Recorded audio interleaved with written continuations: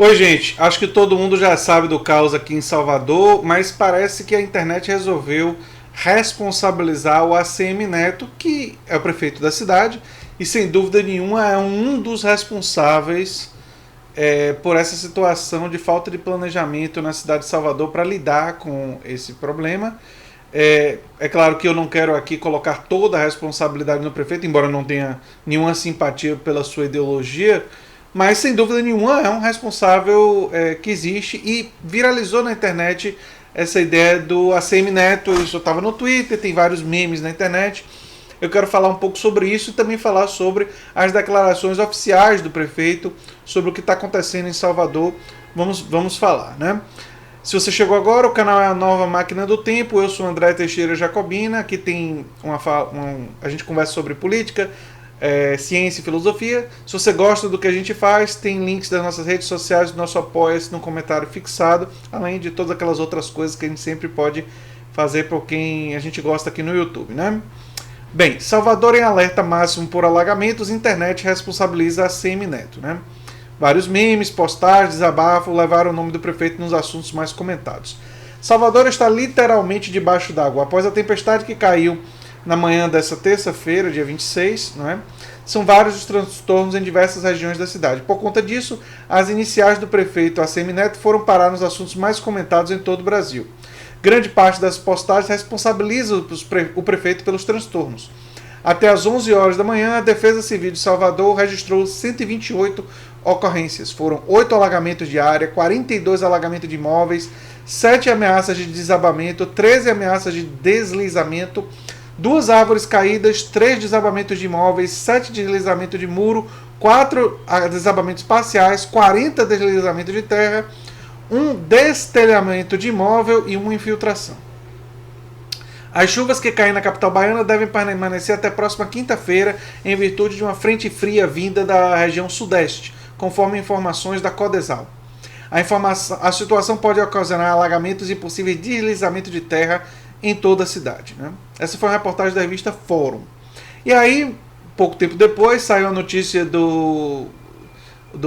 fala do prefeito, né? O prefeito de Salvador, ACM Neto, informou durante coletiva de imprensa na tarde dessa terça-feira que 278 ocorrências foram registradas na Defesa Civil, relacionadas às fortes chuvas que atingem a capital desde a madrugada até por volta de 4h30, ou seja, já subiu bastante o número de ocorrências, né?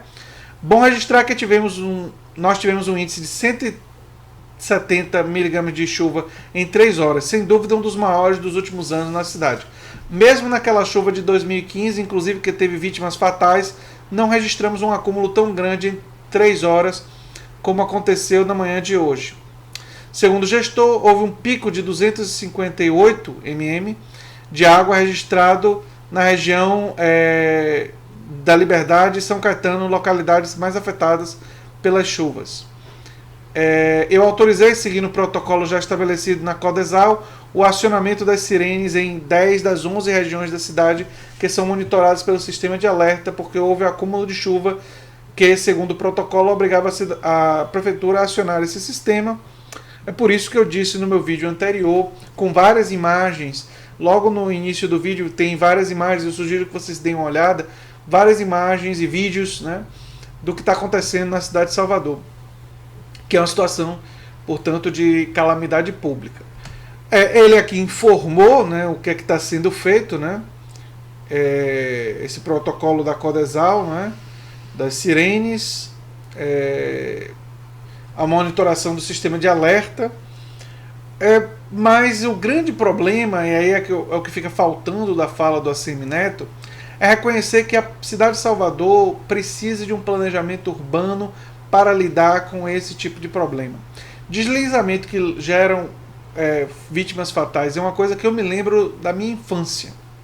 Ou seja, quando eu era criança, adolescente em Salvador, durante o período de chuvas, tinha deslizamentos e vinha notícia de vítimas fatais. Isso tem 30 anos. Então, assim, a gente não pode colocar toda a responsabilidade em cima do ACM Neto. Mas ele já é prefeito por um bom tempo e, portanto, ele tem sim responsabilidade pelo período que ele foi prefeito, que ele tem sido prefeito, e o fato de ele não ter feito até o meu conhecimento, praticamente nada para tentar minimizar e antecipar esse tipo de problema e tentar criar uma política de habitação em Salvador, habitação popular, que retire as pessoas das encostas e dos lugares mais perigosos e coloque eles quer dizer, que as pessoas possam viver, não é, em casas populares que não estejam em situação de risco. Quando eu digo colocar, algumas pessoas vão achar isso ofensivo, mas é no sentido de ter um projeto de habitação popular que leve essas pessoas pela própria vontade, porque é muito mais seguro, porque é muito mais adequado para elas, a viver em lugares que não estejam em tamanho risco, não é? Inclusive ocupando o centro da cidade também.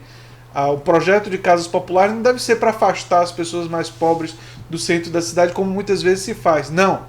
Tem que ser um projeto de habitações populares por toda a cidade, permitindo que as pessoas mais pobres possam viver e ocupar todos os espaços da cidade que elas assim desejarem viver. Uma das violências que se comete contra a população mais pobre sempre é tentar afastar ela do centro, ou afastar ela de determinadas áreas, que isso faz parte de uma política que violenta os direitos das pessoas mais pobres da cidade. Não é? Então, e é exatamente isso que não há numa cidade como Salvador, lamentavelmente. Quer dizer, não existe uma política de habitação popular adequada. Eu me lembro quando eu era adolescente de ver várias invasões de hotéis abandonados, de várias circunstâncias, de locais que casas abandonadas eram ocupadas, não é? E a ocupação, ela reflete uma falha do setor público, da prefeitura, do governo do estado, do governo federal. Ele reflete uma falha do poder público, uma omissão do poder público em não realizar políticas de habitação popular para que essas pessoas tenham e possam viver com dignidade, tendo onde morar. E tendo onde morar em um local que seja próximo de um local que ela possa estudar, trabalhar, enfim. Não é botar essa pessoa num lugar distante. Né? E é realmente uma crise muito grande a questão das pessoas que vão morar em locais. Aqui em Salvador, eu fiz um vlog uma vez que mostra um pouco dessa estrutura urbana de Salvador. Né? Essas pessoas moram em locais que são obviamente muito perigosos. Não só perigosos pela questão da violência, pela questão da criminalidade, mas são perigosos porque a gente percebe que se chover vai haver deslizamento, pessoas podem morrer, vão perder tudo que tem, e são pessoas pobres que têm muito pouco. Né? Além de poder perder a vida, podem perdem também seus bens, enfim, se machucam. E um Estado e um país que quer e que precisa aprender a cuidar dos habitantes, precisa enfrentar essa situação e ter uma política pública de habitação popular, precisa ter uma política que busque criar mecanismo de escoamento da água dos grandes centros, porque das grandes muitas das estradas, porque a falta de escoamento da água leva a alagamentos muito, muito perigosos. Vocês viram em um dos vídeos que no meu vídeo anterior, que um rio o alagamento chegou até o rio e ficou impossível de ver onde é que a estrada estava, onde é que o rio estava. E aí uma pessoa achando que estava na estrada podia entrar no rio. E aí o carro iria afundar, enfim, a pessoa podia morrer e tudo mais. Então é uma situação realmente. E as pessoas dizem assim às vezes, quando acontece uma tragédia: mas nós não podemos politizar a tragédia. Pessoas morreram, esse não é o momento de fazer política.